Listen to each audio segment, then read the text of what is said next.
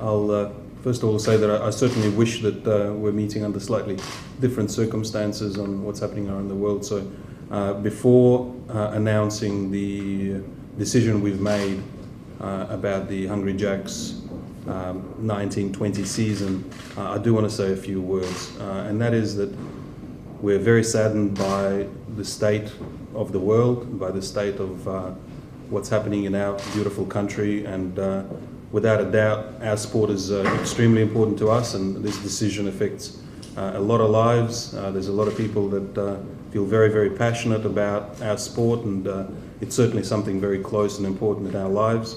But without a doubt, we don't lose perspective on where that sits in the order of importance in people's lives, and how everyone is being affected by this incredible virus that's spreading around the world. So we couldn't be more proud, and want to congratulate the teams on how they performed, obviously all the way throughout the year, and in particular the Sydney Kings and the Perth Wildcats. I couldn't be more proud of the owners in Paul Smith and Jack Bandit, and the board of the Perth Wildcats headed up by Mike Board. I think they've conducted themselves in what have been extraordinary difficult times in an honourable and transparent manner. So I want to absolutely congratulate them, and I think our sport is better for having people like themselves be part of it.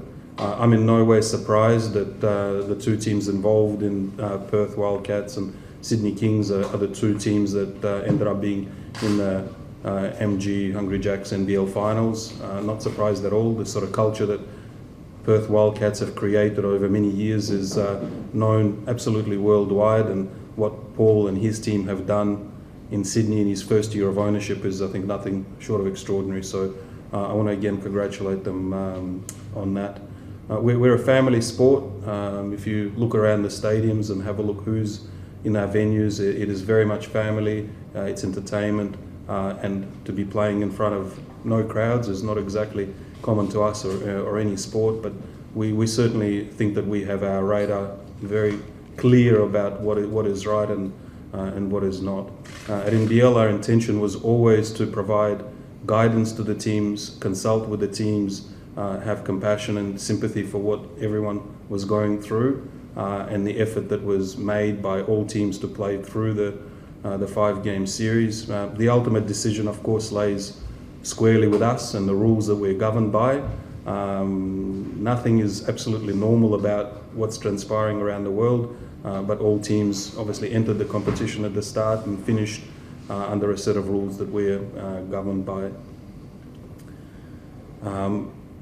Go back to last Friday, we had to make the difficult decision of playing behind closed doors. That was very much guided by instructions and guidance given by government, by the medical professionals, and we made the decision to play those games without crowds, even though potentially it's something that could have been done. We consider families and their lives to be the number one priority.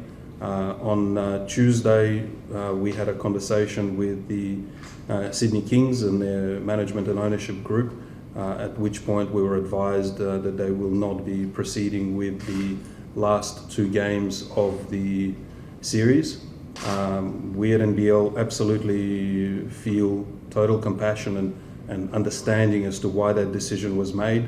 I have to say myself personally, I have to commend Paul and his team on their unrelentless and their unwavering support, and putting their players and family members and everyone in their office and treating them as the number one priority and making that decision. If I was in that difficult situation, I'm not sure how I would have acted, and seeing their distress and their concerns, I may very, very well have made the same decision. So I commend them for that. We've played 135 games in the regular season, 6 finals, semi-finals, 3 finals. It's been an amazing year, all records broken. We know we've brought a lot of joy to a lot of people in Australia and around the world in what has transpired, and there's a difficult decision obviously to make the final and call what the outcome of this Hungry Jack season lays squarely with us, and for that and the thought process and the final decision I'm going to hand over to Jeremy. Thanks, Larry.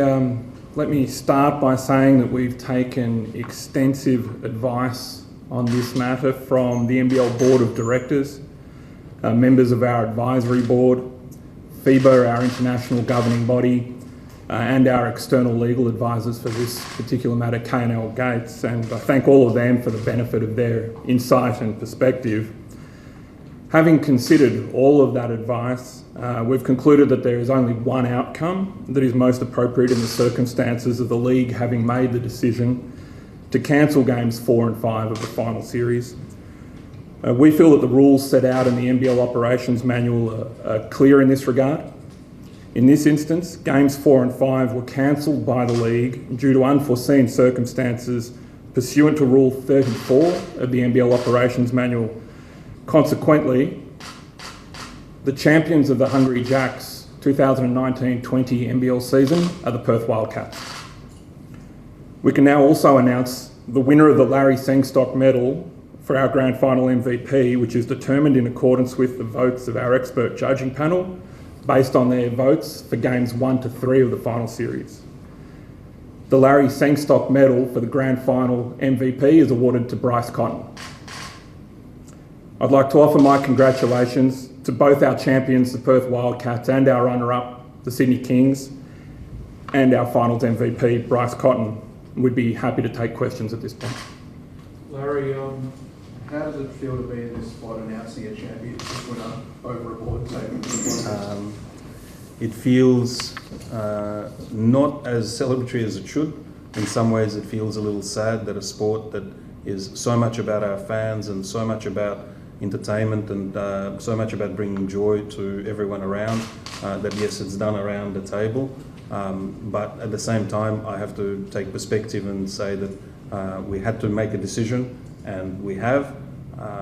It still affects a lot of lives by this decision on both sides of the Sydney Kings and the players and the staff that put in so much work into the whole season, as well as obviously the winners, and I congratulate them. I think both teams were incredible, with Sydney finishing first and Perth finishing 2-1 in the series. I have no doubt neither one would have liked for it to finish this way.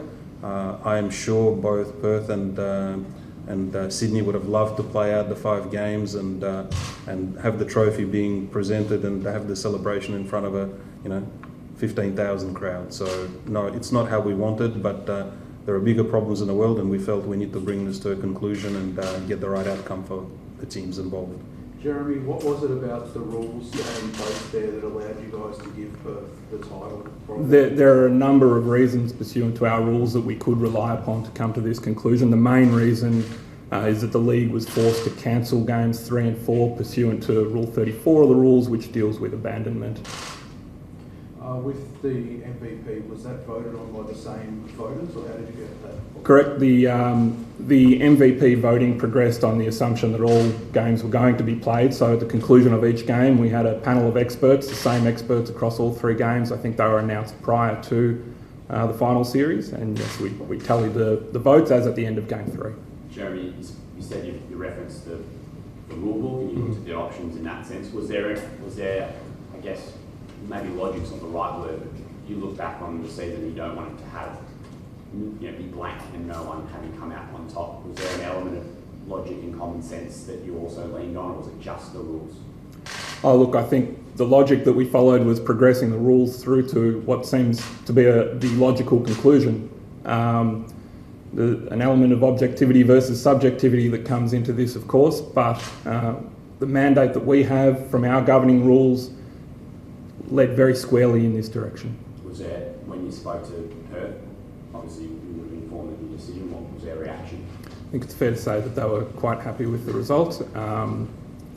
They played extremely well across the 3 games. I think they're very satisfied that they gave it all that they could. Similarly, I think the Sydney Kings will be disappointed by virtue of the fact that they played extraordinarily well in the series as well and fell essentially 1 game short in the end. A lot of people, I guess, from the outside would just look and say they were 2-1 up in the series, so therefore it's obvious that they were champions, but clearly it's not that simple, is it?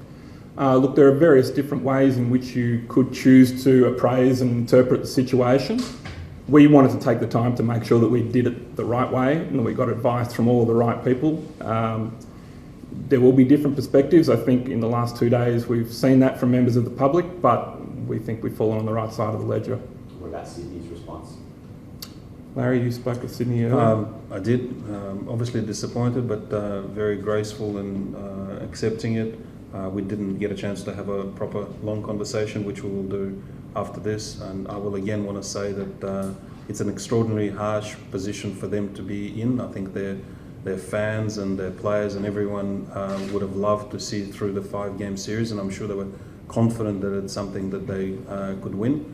But as Jeremy said, it's almost as complicated as it is, but as simple as it is. Rules are rules, and unless we decided to change the rules, that was the only decision we could have made.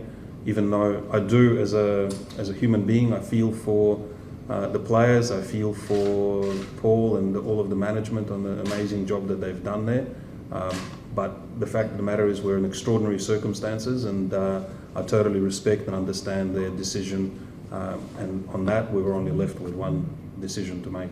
Can you take us back to, I don't know, a few days ago, maybe more, where the possibility of quickening up the series would have been potentially on the table? You know, how close did we get to making sure game 4 and 5 were brought forward, maybe even game 3, to get ahead of it? So that's where I said we as a league tried to be as consultative and come up with as many suggestions and ideas before we make any decision. We spoke to both teams, and their commitment was to see through the series as it was, and I respect that. It's a moving feast. It was a daily occurrence. As the government would announce new things and as we get new advice, you'd have to assess it, but we absolutely put on the table the idea of accelerating the series, shortening the series, staying in one location. We explored all those scenarios, and I have to say both teams at different times were absolutely committed to continue with the schedule and finish off the series, which is I'm sure what they would have liked to have done. Every day something new was happening and being announced, and I totally understand the decision that the Sydney Kings made.